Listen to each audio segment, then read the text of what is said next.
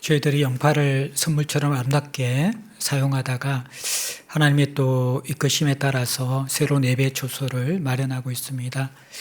그 가운데 큰 부담과 또 짐을 가지고 우리 공간 TF팀이 많이 수고해 주셨습니다. 섬김의 자리, 또 무거운 자리는 참 감당하면서 또 참 힘들 수도 있고 또 시험 될 수도 있는 그러한 자리입니다. 또 하지만 또 하나님의 은혜를 깊이 경험하고 또 하나님께서 일하시는 것들 볼 수 있는 자리이기도 합니다. 우리 공간 TF팀 지체들과 함께 좀 교제하면서 몇몇 지체들과 교제하면서 참 감사한 것은 교회의 깊은 부분을 보면서 좀 교회를 위해서 수고하시는 분들도 이해하고 또 교회를 더 깊이 보게 되었고 또 사랑하게 되었다. 그런 또 고백들을 들으면서 참 건강하게 섬겨주셨구나 하는 감사한 마음이 많이 들었습니다. 섬김의 자리에 올라가는 것은 사람들에게 드러나는 자리거든요. 사람들에게 드러나는 자리는 결국 주목받고 또 판단받을 수 있는 그런 자리입니다. 그래서 이 섬김의 자리가 은혜의 자리, 또 하나님의 일하심을 깊이 경험하기도 하지만 또 사단이 우리를 흔들어 놓고 공격하는 시험의 자리가 될 수도 있습니다. 그래서 이 섬김은 양면성이 있는 것이거든요. 그래서 오늘 이제 고린도 교회 분열의 문제를 쭉 다루면서 4장 1절부터 5절까지의 내용을 좀 이 판단의 문제, 이 부분을 중심으로 여러분과 함께 좀 다루기를 원합니다. 이게 잘 성숙해야지 교회 안에 건강한 섬김이 일어날 수 있기 때문입니다. 1절, 2절은 이미 다루었던 것을 조금 정리한 것입니다. 그러니까 성도들은 지도자를 어떻게 봐야 하는가, 또 지도자는 성도들과 교회 일을 어떻게 감당해야 되는가. 1절, 2절의 그것을 잘 정리하고 3절부터 5절까지는 이게 어쩔 수 없이 우리는 판단하는 자리나 아니면 판단받는 자리에 들어갈 수밖에 없는데 이게 영성이거든요. 이 영성에 따라서 판단 또는 분별이 무너지기도 하고 또 그 속에서 굉장히 깊어지고 성숙하기도 하는 그런 양면성을 가지고 있는데 이 부분을 여러분과 함께 조금 나누어 보았으면 좋겠습니다. 1절, 2절에 성도들은 지도자를 어떤 자로 먼저 보아야 하는가, 또 지도자는 교회를 어떻게 섬겨야 하는가, 성도를 어떻게 섬겨야 하는가 나오는데요. 1절이 이렇게 시작합니다. 사람이 마땅히 우리를 그리스도의 일꾼이요 하나님의 비밀을 맡은 자로 여길지어다. 사람이란 말은 고린도 교회의 성도들이죠. 또 더 확장하면 모든 교회에 속해 있는 교회 지체들입니다. 그 교회의 성도와 지체들이 우리를 이라는 단어는 좁게는 바울과 아볼로를 포함한 지도자, 가르치는 지도자를 의미하는 겁니다. 조금 이걸 확대하면 교회를 섬기는 모든 일꾼들을 의미하는 것입니다. 그러니까 성도들이 교회 일꾼들, 지도자를 포함한 일꾼들을 어떻게 봐야 하는가? 두 가지로 설명하죠. 그리스도의 일꾼이다. 하나님의 비밀을 맡은 자다. 일꾼이라는 이 단어는요, 헤페레타스라는 헬라어인데 이것은 여러분들 배 밑에서 노를 젓는 노예를 의미합니다. 우리가 베너라는 영화를 보면요, 그 배 밑에 다 이렇게 쇠사슬에 매어 가지고 노예들이 노를 젓고 있잖아요. 요게 이제 여러분들 일꾼이라는 단어인 헤페레타스라는 단어입니다. 요게 이제 조금 이제 나중에 의미가 확대되어서 충성스러운 일꾼, 맡은 자를 배 밑에서 보이지 않는 데서 신실하게 감당하는 일꾼, 이 의미로 확대된 것이죠. 그런데 특별히 이 지도자들은 누구의 일꾼이냐? 그리스도의 일꾼이라는 거예요. 그러니까 이 일꾼은 주인의 뜻을 잘 알아야 되는데 그리스도의 일꾼이다. 그렇게 설명을 합니다. 또 하나는 하나님의 비밀을 맡은 자다 이야기합니다. 이게 맡은 자라는 것도 여러분들 오이코노무스라는 건데 이게 이제 청지기죠. 청지기. 여러분들 이 바울 당시에는 아주 이렇게 큰 저택에 노예들이 있고 또 하인들인데 그 중에서도 신뢰를 받으면요. 우리 구약에는 요셉이 그랬죠. 그죠? 보디발 집에 들어갔다가 전체를 책임지는 그런 사람이 된 것처럼 청지기. 이건 이제 주인의 재산을 신뢰를 받아서 관리하는 사람입니다. 이게 이제 맡은 자라는 거예요. 그러니까 하나님 앞에 신뢰를 받아서 하나님이 위탁한 의무를 관리하는 사람, 그 사람이 지도자라는 거예요. 하나님이 우리에게 무엇을, 지도자에게 무엇을 위탁했냐 그러면 하나님의 비밀을 맡겼다는 거예요. 그러니까 하나님의 비밀은 쉽게 이야기한 복음입니다.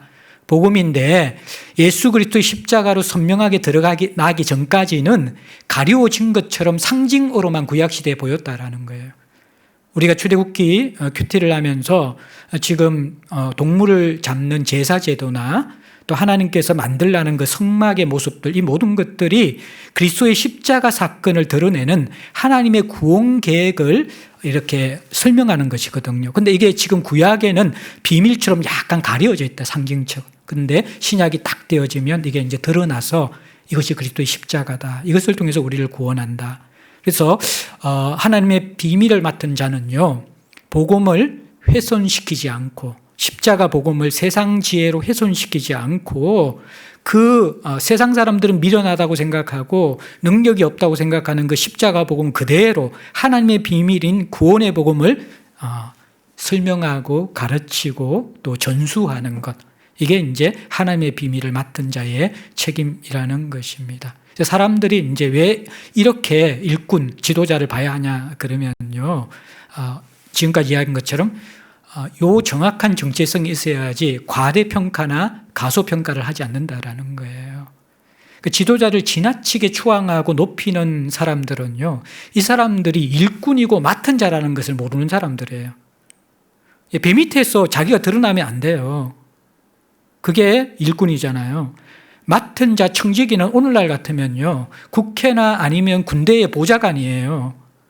그리고 또 여러분들 이렇게 병원에 가면 이 전문의 밑에 있는 인턴이나 레지던트들이거든요. 실제로 일은 그 사람들이 다 해요. 그런데 드러나는 것은 그 위에 사람이 드러나죠. 그러니까 자기가 드러났으면 안 되는 사람들을 이 맡은 자라는 것은. 그래서 이 사람들을 높이면 안 돼요. 칭송하면 안 된다라는 거. 이들은 일꾼이고 맡은 자이기 때문에. 대신에 또 가소평가해도 안 돼요. 왜냐하면 일꾼은 일꾼인데 누구의 일꾼이에요? 그리스도의 일꾼이기 때문에. 맡은 청지기인데 어떤 것을 맡았어요? 하나님의 복음, 비밀을 맡았기 때문에 이 그리스도의 막중한 사명과 중요한 사역을 해야 하는 자이기 때문에 이 사람들도 너나 나나 똑같아라고 이렇게 가소평가하거나 하대해서는 안 된다라는 거예요. 특별히 이제 오늘날 시대에 보면요, 이게 자꾸 이제 하나님과 그리스도의 일꾼과 종이 돼야 되는데, 교회가 사람 중심이 되다 보면요, 자꾸 사람의 일꾼으로 만들고 싶은 그런 욕망들이 생기거든요. 지도자도 그렇게 변질되고 또 성도들도 그렇게 지도자를 변질시킬 수가 있습니다. 이게 교회가 무너지는 가장 중요한 이게 위험이거든요. 이들이 복음을 위해서 그리스도에게 속해서 그분을 두려워하고 거기에 집중되는 일꾼이 되도록 그렇게 성도들이 잘 정체성을 인식하고 있어야 된다는 것입니다. 그 다음 2절에는 이제 그러면 이 섬기는 일꾼들은 어떤 자세를 가져야 되는가? 맡은 자들의 구할 것은 충성이라고 이야기했습니다. 이 충성은 파르티스라는 단어인데 이것은 초제일감 변질되지 않는 것입니다. 예. 특별히 여러분들 이게 참 두 가지를 같이 이렇게 가지고 균형을 맞춰야 되거든요. 나는 일꾼이고 맡은 자다. 낮아져야 돼요. 그러나 낮아진다고 해서 이 중요한 일을 하는데 그 영광스러움과 자부심이 무너지면 안 되거든요. 그리스도의 일꾼이고 하나님의 비밀을 맡은 자이고 이 사이에 균형을 가지면서 정말 이 지도자들은 깨어 있으면서 충성스러워야 되거든요. 그런데 청지기는 항상 변질될 수 있어요. 잔머리 굴릴 수 있어요. 왜냐 그러면 주인이 신뢰해주고 또 청지기가 권한을 가지면 그 밑에 사람들이 그 청지기를 마치 주인처럼 막 대우해 줄 수 있거든요. 그럼 자기도 모르게 자기가 주인처럼 착각한다니까요. 그러면 이 사람이 그때부터 변질되기 시작하는 것이죠. 그러면 충성될 수가 없어요. 이게 칭찬도 변질시키고 지도자를, 비난도 변질시켜요. 칭찬은 자기 자리를 잃어버리고 주인의 눈을 의식하지 못하도록 만듭니다. 이 사람이 자기가 다 아는 것처럼 착각하게 만들어요. 비난은요 또 이 무력하게 만들어요. 그리고 사람을 두렵게 만들어요. 그래서 하나님의 종이 아니라 사람의 종이 되도록 하면서 또 충성심을 무너뜨려 버리는 것이죠. 그런데 지도자는 절대로 이게 사람이 흔들거리나 아니면 자기 자신의 안에서 욕망들이 흔들거리거나 그게 넘어가서 안 된다라는 거예요. 충성스러움을 끝까지 견지하는 것. 그러니까 이게 이제 여러분들 지금까지 바울이 고린도 교회에서 성도에게 주는 권면이고 또 지도자들은 지도자들이 붙잡아야 될 권면이라. 이게 제대로 되면요 교회가 분열이 안 생긴다라는 거예요. 요 의식이 바로 생겨야 돼야지 교회가 혼란함에 빠지지 않는다 그렇게 이야기합니다. 그러면서 이제 3절부터 5절까지 오늘 좀 중심적으로 다룰 것은 이게 건강한 섬김 속에서 분명히 필요한 것이 뭐냐 그러면 여러분들 판단에 대한 부분입니다. 일꾼은 판단을 어떻게 분별해야 하는가. 자, 판단에 대해서는요, 판단하는 것이 있고 판단받는 것이 있어요. 예, 근데 여러분들 이게 둘 다가 영성입니다. 자랑거리가 영성이다고 제가 설교를 하면 했죠. 그죠? 자랑거리가 영성이다. 근데 여러분들 판단은 더 중요한 영성입니다. 이게 판단을 할 수밖에 없고 또 받을 수밖에 없어요. 이게 교회라는 곳이 또 섬김의 위치에 있는 자리에 있으면요. 그런데 이게 이제 영적 수준에 따라서 판단과 분별이 구별되거든요. 오늘 이 판단은 조금 부정적인 의미예요. 자세히 관찰하다라는 의미가 있음과 동시에 또 하나는 자세히 살펴서 심판하다라는 의미까지 있는 거예요. 그러니까 이 판단 속에서는요, 관찰과 심판이 같이 포함되어져 있는 것이거든요. 근데 이 분별이라는 것은 잘 사용하면 정확하게 분별해서 덕을 위해서, 신앙의 성숙을 위해서 서로가 활용할 수 있다는 거예요. 근데 이게 우리의 영성에 따라서 판단으로만 하면서 서로가 깨어지고 무너질 수 있고요. 잘 분별하면서 서로가 성숙하고 자랄 수 있는 것. 이게 이제 교회의 섬김 속에서 우리에게 굉장히 중요한 요소라는 것입니다. 결국에는 여러분들이 사단이 가장 공격하고 시험하는 이 부분이 판단의 부분입니다. 사람의 판단, 사람의 말, 또 이 말을 받아들이는 우리의 영적 수준, 이것들이 이제 어느 정도에 따라 가지고 교회의 건강성이 좌우된다라는 거예요. 바울이 이제 조금 예민하지만 정말 우리의 깊은 부분을 들여다볼 수 있도록 이 판단의 영성에 대해서 지금 다루려고 하는 거예요. 바울은 판단받고 있었어요. 여기에 보면 너희에게나 다른 사람에게 판단받는 것이 너희에게는 이게 고린도 교인들이지요, 그죠? 또 다른 사람에게나 이건 아마도 바울이 고린도 교인뿐만 아니라 복음을 전하면서 여러 부류들에게 이 판단에 대해서 혹독한 비난을 받았던 것 같아요. 예. 바울이 왜 비난을 받을까요? 뭐 여러 이유가 있겠지만 고린도 교회 안에서는 아무래도 비교 때문에 그런 비난을 받았을 것 같아요. 바울의 핸디캡이 있죠. 사도로서 반드시 필요한 공생애를 함께하는 그 경험이 바울에게는 없었습니다. 부활도 다른 사도와 다르게 따로 만났어요. 그죠? 직접 부활하신 바로 직후에 예수님을 만나지 못했죠. 다메섹 독산에서 부활한 주님을 만났습니다. 그의 과거의 핸디캡이 있죠. 예, 교회를 열심히 핍박했던 과거의 핸디캡이 있습니다. 그리고 현재도 비교할 때에 바로 바울 후의 지도자인 아볼로와 비교할 때 핸디캡이 있습니다. 바울이 글은 능하지만 말은 좀 어눌했거든요. 그런데 이 아볼로는 알렉산드리아 필로 학파 출신에다가 철학적인 지식을 바탕으로 하고 또 이게 웅변술, 여러분들 딜리버리 전달력이 굉장히 뛰어난 사람이었던 것이죠. 사람들은 결국에는요, 어떤 것을 비교할 때 참 페어하지 않는 게 어떤 사람의 최고의 장점과 어떤 사람의 최고의 단점을 비교하는 것이 익숙하거든요. 그러니까 이제 바울이 이런 비교 속에서 비난을 받고 있었던 것이죠. 바울의 입장 속에서는 굉장히 마음 아프겠죠. 왜냐하면 1년 6개월 동안 고린도 교인들을 위해서 자신의 모든 것을 쏟아부으며 지금 우리가 살펴본 거에 의하면 실을 뿌렸고 또 집의 구조, 건물의 구조 속에서는 틀을 닦은 일들, 이게 가장 힘든 일이거든요. 척박한 토양을 갈면서 실을 뿌리는 게 얼마나 힘들어요. 아무것도 없는 그 토양을 이렇게 다듬으면서 털을 잡는 게 얼마나 힘들어요. 바울이 가장 힘든 일을 했어요. 그러나 그 힘든 일은 별로 겉으로는 지금 드러난 게 하나도 없는 일이잖아요. 그러니까 바울의 평가는 가소평가 될 수 있고 또 비교 속에서 바울은 별로 이렇게 뛰어나지 않는 일꾼으로 그렇게 여겨질 수 있는 사람들의 평가, 판단을 받고 있었다라는 거예요. 그런데 이 고린도 교인들의 판단이 과연 옳을까요? 사실은 이게 문제가 있지요.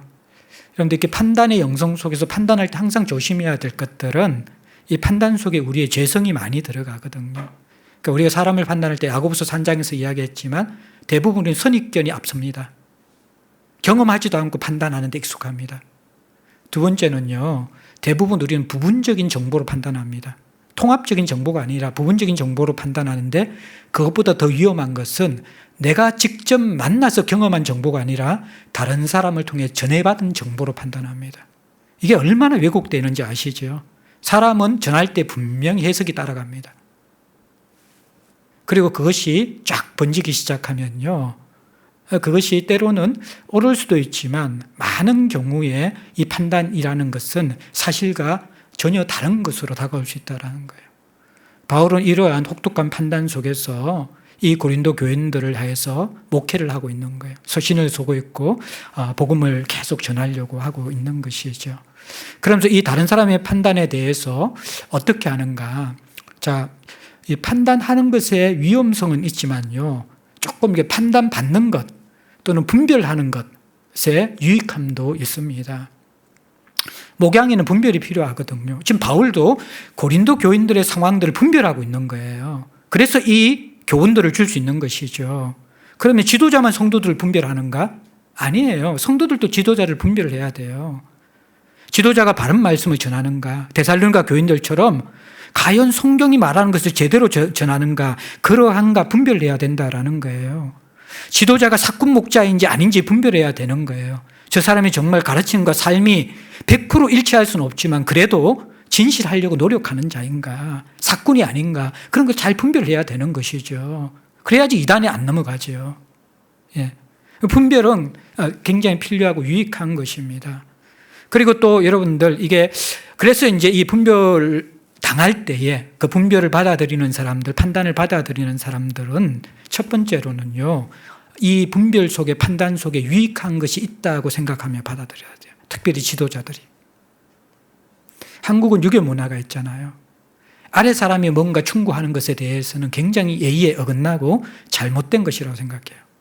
그러나 그것은 성경적인 관점이 아닙니다. 성경은 피차 가르치고 권면하는 것입니다. 지도자도 성도를 권면할 수 있지만 성도들도 지도자를 권면할 수 있습니다. 그게 건강한 목양 공동체라는 것이죠. 그리고 사람들은 때로는 자신보다 자신을 더 정확하게 보는 다른 사람의 분별과 판단을 들을 수 있습니다. 저도 결혼 생활의 최고의 유익은 뭐냐 그러면요, 제가 발견하지 못한 부분을 아내가 더 정확하게 안다라는 거예요. 그러니까 내가 모르는 것을 배우자가 더 잘 알아요. 또 내가 못 보는 부분들을 성도들이 더 많이 볼 수 있어요. 그걸 우리가 인정해야 돼요. 아무리 우리가 지도자가 되더라도 성숙하고 완전한 자가 되었다는 의미가 아니거든요. 또 지도자는 가장 위험한 자리가 이 유교 문화 속에서 누구도 사랑 안에서 진실을 이야기하고 조언해 줄 사람이 없습니다. 그러니까 진짜 지도자를 사랑하는 사람들은 사랑 안에서 조언해 줄 수 있는 사람, 그런 사람들입니다. 그게 유익한 것이죠. 그래서 그런 사람들이 편하게 이야기할 수 있도록 지도자는 이 조언과 충고가 유익한 것이다라는 시각을 가져야 합니다. 감히 어떻게 아래 사람이 위 사람에게 가르치려고 들어? 이것은 성경적인 태도가 전혀 아니라는 거예요. 이 자세부터 내가 틀릴 수 있고 내가 못 볼 수 있는 많은 부분이 있고 내가 아직 미성숙하고 성숙을 향해 가고 있기 때문에 나는 완전한 자가 아니기 때문에 분명히 허물이 많고 다른 사람 보기에 연약함이 많기 때문에 그들이 나를 사랑해서 성숙을 위해서 해줄 수 있는 조언들이 꼭 필요하다는 것을 인정해야 된다는 거예요. 그럼 두 번째 어떤 자세가 되냐 그러면 경청의 자세를 가지기 시작합니다. 경청. 제가 금요 예배 때도 이야기했지만 자비, 다른 사람에게 사랑을 베푸는 최고가 경청해 주는 것입니다. 경청해 주는 것. 경청은 이 죽음이거든요. 작은 죽음이에요. 뭐냐 그러면 경청은 자기의 의제와 자기의 생각과 자기의 주장을 내려놓아야지만 경청이 되거든요. 자기 부인, 자기 죽음이 되지 않는 사람은 경청이 안 됩니다. 부부관계 왜 대화가 안 되는지 아십니까? 자기 부인이 안 되기 때문에 그래요. 살아있기 때문이에요. 상대방이 이야기를 해도 못 듣습니다. 왜요? 내가 안 죽었고 내 의가 있고 내가 설득해야 되기 때문에 안 되는 거예요. 그게. 이 경청이라는 것은 정말 자기가 죽지 않고는 할 수 없는 게 경청이거든요. 특별히 지도자가 경청한다는 것은 자기를 내려놓지 않고는 불가능한 것입니다. 그런데 섬기는 자는 누구나 다 이 경청의 자세를 가지고 있어야만 합니다. 이게 없으면요 정말 고집스럽고 독단적이고 자기만 옳은 것처럼 생각하는 그러한 어리석은 지도자로 충분히 무너질 수 있습니다.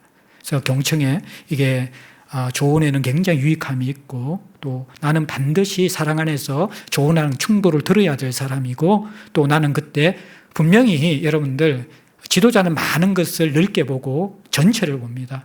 근데 대부분 조언하는 사람들은 부분적인 것을 보고 일부를 이야기합니다.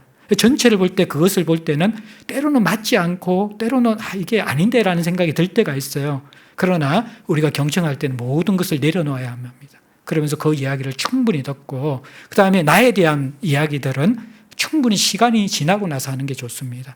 하나님 앞에 머물고 나서 그 다음에 정말 이 부분 속에서 덕을 위해서 그 사람이 혹시나 이 오해 때문에 목양에 방해가 생기고 말씀이 들어오지 않고 힘들게 되어지고 그럴 것 같으면 그때 조심스럽게 이야기하는 것이 좋은데 저도 이게 참 안 되는 부분이고 지금 배워가고 있는 부분들인데 배우자와의 관계나 또 우리 직장에서의 어떤 부딪힘의 관계나 교회 안에서 지체와의 관계나 특별히 이게 성도가 지도자에게 올 때는 얼마나 힘들게 오겠어요.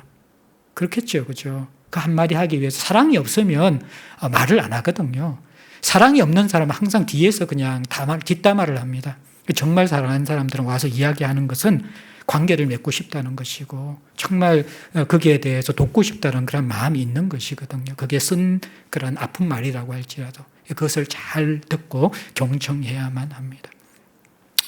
그리고 나서 이제 세 번째가 바울이 이겁니다. 오늘 보면 너희에게나 다른 사람에게 판단받는 것이 내게는 매우 작은 일이라. 우리가 이것만 배우면 큰일 나요. 매우 작은 일이다.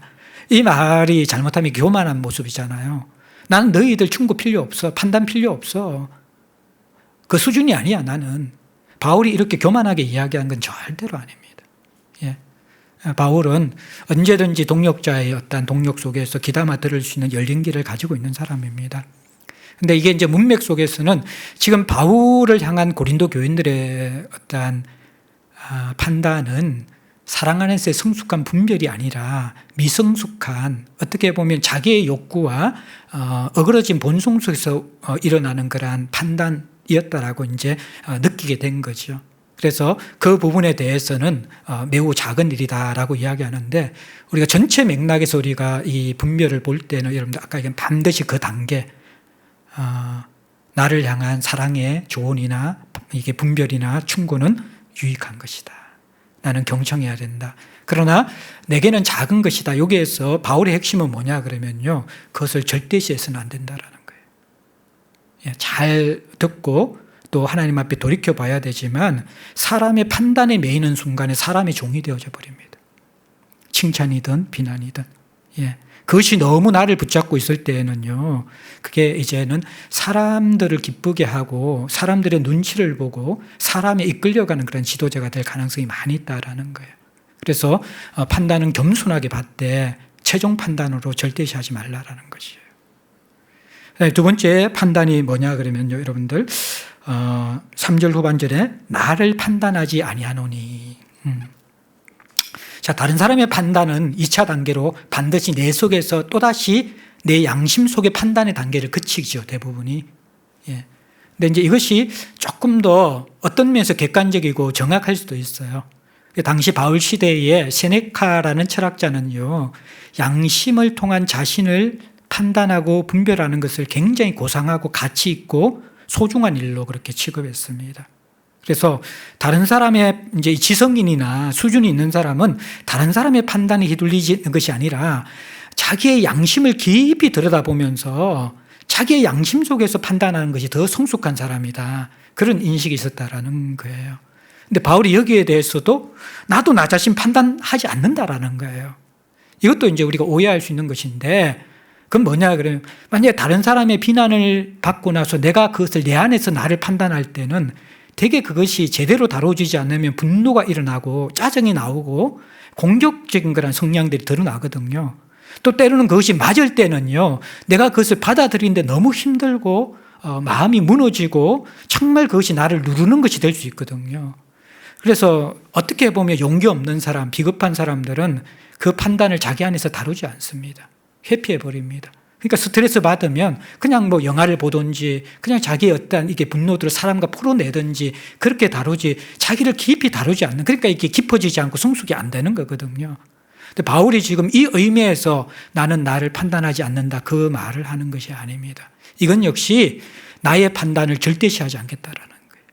왜냐 그러면 사람의 판단도 우리가 고린도전서를 살펴보지만 고린도 교인들이 자기 기만에 빠졌어요. 자기 스스로의 판단 속에서.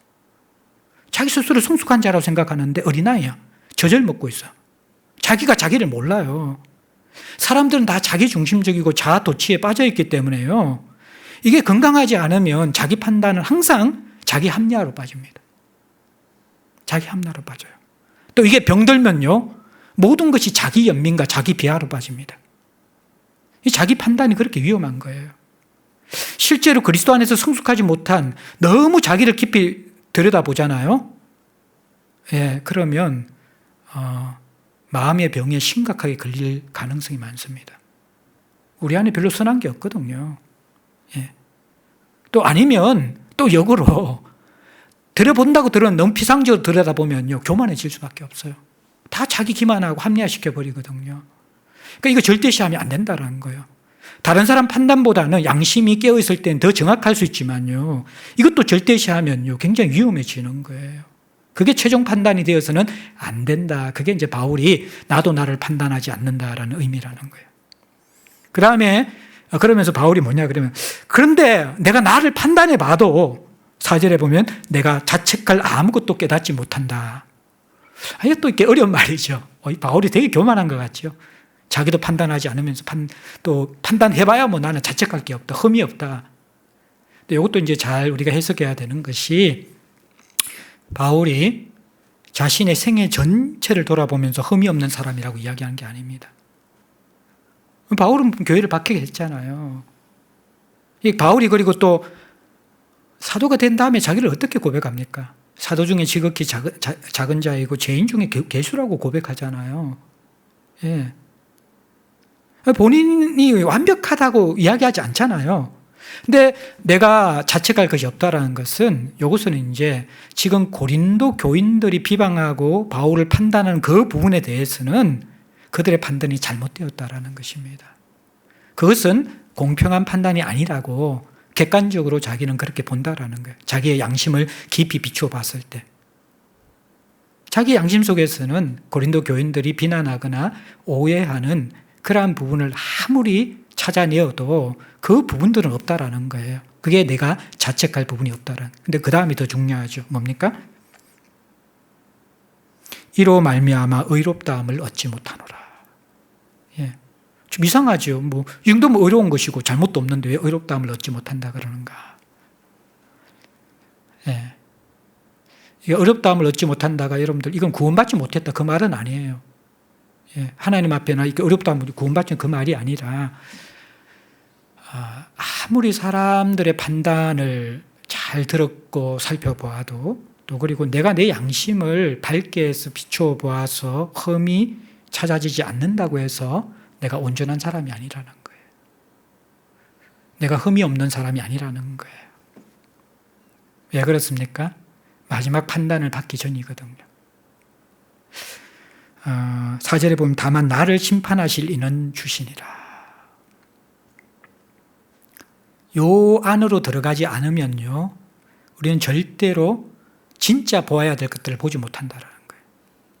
사람의 판단과 내 자신의 양심의 판단으로 도달할 수 없는 영역이 있습니다.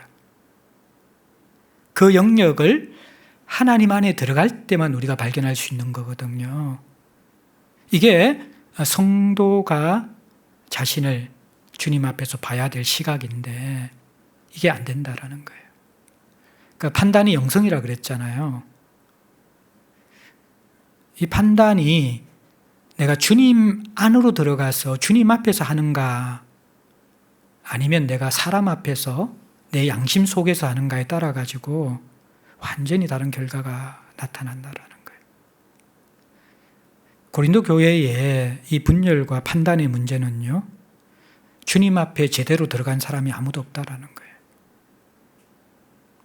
다 세상의 지혜, 다른 사람의 판단, 자신의 판단 수준에서 옳고 그름을, 그것을 최종 판단으로 여기면서 어떻게 보면 굉장히 성경이 우리를 데리고 가고자 하는 그곳을 한 번도 경험하지 못하고 교회 생활을 하고 있다는 것이죠. 사람관계, 지체관계, 목양관계를 맺고 있다고 바울이 이야기하는 거예요. 왜 주님만이 최종 심판자가 됩니까? 나를 판단하실 분이 왜 주님밖에 없습니까? 5절 중반, 9절 후반부터 이제 두 가지가 나오잖아요. 하나는 그가 어두움에 감추인 것들을 드러내고, 여러분들 이거는요, 사람에게 칭찬받고 나는 괜찮지라고 사람의 판단과 자기 양심의 판단을 통과한 사람들이 테스트 받아야 될 영역입니다. 뭐냐, 어둠에 감추인 것들, 내 마음의 깊은 부분들. 이거는 말씀과 성령이 덜쳐내지 않으면 우리 모르거든요. 예. 우린 정말 기만적이고 아주 합리화를 잘하기 때문에요. 그분 앞에 드러나지 않으면요, 우리는 다 사랑인 것 같았고, 다른 사람을 위한 것 같았고, 정직한 것 같았고, 신실한 것 같았는데요, 그 안에 무서운 교만이 있고 무서운 죄악이 있다는 것을 알게 되어져요. 판단하는 자체가 이미 우리가 다른 사람보다 높이 올라가 있다는 것이거든요. 그 속에 이미 우리의 교만이 들어가 있어요. 근데 주님께서 이제, 그래, 판단하는 것은 또 뭡니까? 상대적으로 내가 너보다 낫다라는 그 전제가 깔려 있는 거거든요. 내가 너보다 상대적으로 낫다는 전제가 깔려 있는 거예요. 근데 그런 사람이 통과해야 될 게 어둠에 감춘 것을 주님께서 드러내는 것. 그 테스트를 통과했는가?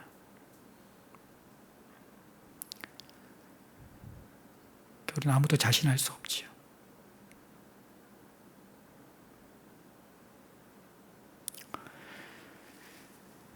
참 조심해야 되는 것이죠. 그래서 사람들은 그렇게 우리가 훌륭한 사람이고 본받을 사람이고 좋은 사람이라고 이야기했는데, 주님만이 아시는 그 어두운 곳이 드러날 때 과연 나는 똑같은 사람인가? 빌 알베스가 우리의 영성을 진단하라고 하면서 아무도 보는 이 없을 때 당신은 누구인가? 예. 우리는 어둠 속에서 뭘 하는 인간들인가? 어떤 생각을 하는 인간들인가? 무엇이 내 동기고 내 욕망인가? 이거 마지막 날 주님 다 드러내신다라는 거예요. 그래서 두려움이 있는 거죠, 주님 앞에. 두려움이 있는 거예요. 하나님을 향한 이 떨림과 두려움이 없으면 우리 주님을 제대로 만난 게 아니죠. 여러분들 구약의 제사제도 보세요. 짐승이 죽잖아요. 죽어야 되는 게 우리의 죄입니다. 죽어야 되는 게 우리의 행실이거든요. 근데 내가 죽어야 된다는 것은 다 이제 까먹었어요. 너무 빨리 십자가로 들어와 버린 거예요. 그러니까 자꾸 이제 우리의 의가 살아있는 거죠, 그 안에. 내가 죽었다라는 그 의식, 내가 죽을 수밖에 없는 인간이라는 그것들을 우리 자꾸 까먹어요, 우리는. 옛날에만 어둠이 있었습니까? 예수 믿기 전에만 어둠이 있었습니까? 주님 앞에 설 때까지 어둠이 있는 것이 우리들이에요. 자신의 어두움을 깊이 아는 사람들은 아무도 다른 사람에 대해서도 자기 자신에 대해서도 판단의 자신을 가질 수가 없어요. 이것은 우리에게 두려움을 주지요. 또 하나는 뭡니까? 마음의 뜻을 나타내시리니 그때 각 사람에게 하나님으로부터 칭찬이 있으리라. 이것은 또 위로가 되는 거예요. 마지막 날 심판은요, 참 묘한 게요, 차가움과 따뜻함, 두려움과 긍휼이 같이 만나는 자리예요. 하나님 우리를 바라보시면 우리 완벽하잖아요. 우리 마음에 다 이렇게 드러내 보여도 주님 보시기에는 참 흠망고 티 많은 자들인데, 근데 주님께서는 우리의 수준에 내려오셔가지고 그래, 너 수준에서 참았다. 너 수준에서 주님 바라보면서 그 오해와 그 여러 가지 비난과 공격 속에서 내가 너 마음 알고 있다는 것을 믿었다.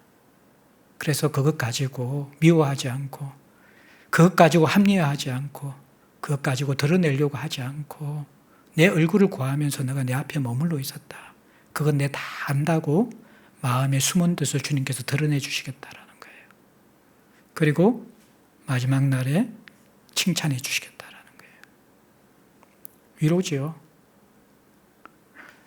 여러분들 세상 살면서요, 그 누구도 우리의 마음 모릅니다. 특별히 섬기는 자들, 앞서 섬기는 짐이 무거운 사람일수록요, 사람이 알아주고 사람이 위로해 줄 것이라는 기대들은 우리를 더 실망시키고 실족시킬 수 있습니다. 그러니까 주님만이 마지막 날에 우리의 마음에 숨은 것을 드러내 보여주시면서 알아주신다, 위로해 주시는 거예요. 그래서 5절 이제 전반부가 결론이거든요. 그러므로 때가 이르기 전 주께서 오시기까지 아무것도 판단하지 말라. 그러니까 분별은 필요하지요. 근데 너희들이 최종적인 판단하면 안 된다라는 거예요. 그러니까 시간적으로 최종 판단을 할 때가 아니고 권리적으로 이 판단은 너희 몫이 아니라는 거예요. 사랑하는 성도 여러분들, 판단하는 데서 우리의 영성이 다 드러날 수 있습니다. 판단을 할 때도 우리의 영성이 드러나요. 또 판단을 받을 때도 우리의 영적 수준이 드러납니다. 우리는 인간이기 때문에 사람의 상처받을 수 있고, 또 비난할 수 있고, 공격할 수 있고, 때로는 연약하기 때문에 그런 비난을, 공격을 받아들일 수 있습니다. 근데 문제가 뭔지 아세요? 가장 깊은 영성이 여기에서 드러나거든요. 판단과 비난은 자기 공격입니다.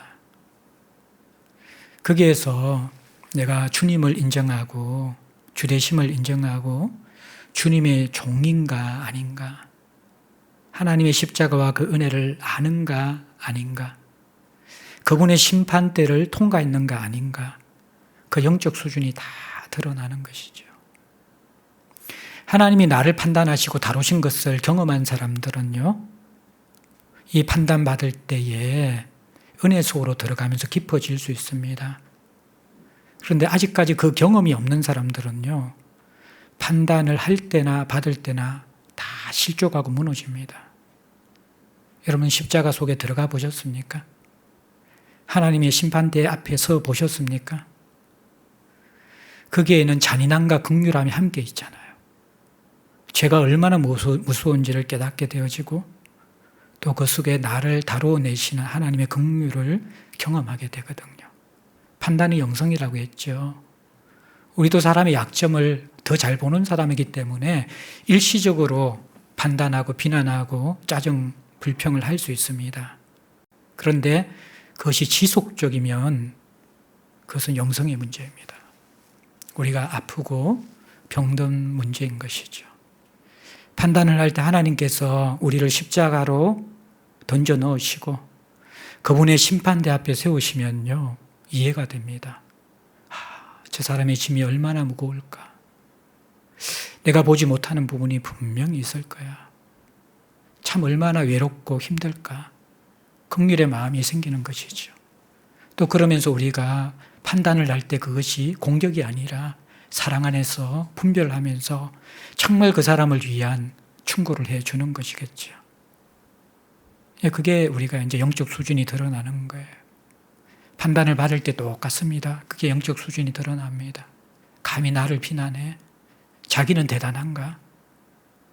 이게 우리의 영적 수준 속에서 드러납니다.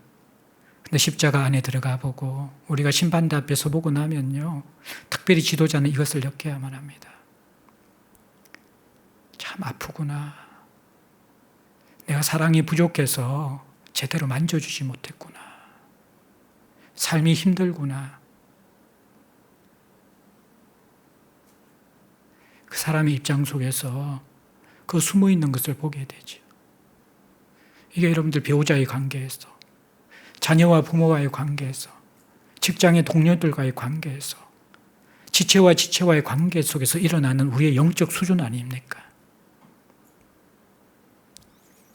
우리는 공간 이전을 앞두고 있으면서 다음 세대도 세워야 되고 지역사회도 섬겨야 되는데요. 한 사람도 품어내지 못하는 우리가 멀리 있는 사람들을 섬기고 다음 세대에게 사랑을 과연 줄 수 있을까요? 참된 교회를 세우는 첫 출발은 다 주님 마음속으로 들어가야만 시작이 될 것 같아요. 우리가 십자가 속에 못 들어가고 그 심판대에서 받은 그 은혜와 긍휼이 우리 존재를 덮지 않기 때문에 판단을 할 때도 판단을 받을 때도 우리가 너무 시퍼렇게 살아있기 때문에 서로가 서로를 가시처럼 찌를 수밖에 없고 더 가까이 가려고 하면 더 큰 거리감을 느낄 수밖에 없는 우리의 모습을 발견할 수 있습니다. 본래 멀리 있는 사람은 상처받지 않잖아요. 사랑하기 때문에, 가까이 있기 때문에. 그래서 속상하고 상처받는 것이잖아요. 그래서 하나님이 우리에게 이 공간 이전을 앞두고 고린도전서 말씀을 주시면서 먼저 저에게 주시는 말씀 같아요. 공동체가 아프고 많은 사람들이 무력하고 힘들 그 이유가 뭐 코로나도 있겠지만 사랑이 없어서죠.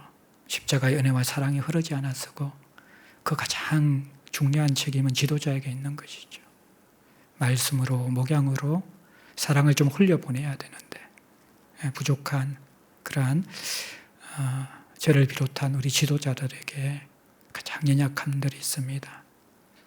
또 하나 이 교회가 또 몸을 이루기 위해서는 지어져 가는 가운데 우리가 다 이 부족한 모습 기다려주면서 좀 우리 스스로가 있어야 될 자리를 다시 찾아야 될 때입니다.